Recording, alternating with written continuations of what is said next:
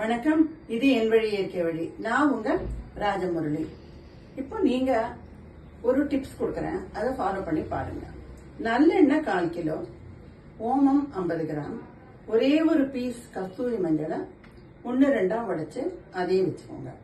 இப்போ இந்த நல்லெண்ணெயில ஓமமும் இந்த கஸ்தூரி மஞ்சளும் சேர்த்து போட்டு தைலம் காய்ச்சி நல்லா இந்த பபிள்ஸ் எல்லாம் அடங்கினோடனே அதை எடுத்து வச்சுக்கோங்க. ஒரு மறுநாள் அதை மறுபடியும் கொஞ்சம் ஹீட் பண்ணிட்டு அந்த தெளிவை எடுத்து ஹோல் பாடி, முதல்ல நம்ம பாதத்திலேருந்து ஆரம்பிச்சு உள்ளங்கால்லேருந்து நல்லா தடவிக்கோங்க. நிறைய எண்ணெய் எடுத்து அதுக்கப்புறம் கடைசியில உச்சந்தலையில வச்சு மீதிய நீங்க நிறைய நல்லா போட்டு ஒரு 10 மினிட்ஸ் கழிச்சு வாஷ் பண்றதுக்கு என்னன்னாக்கா ஷாம்புவை போடாதீங்க.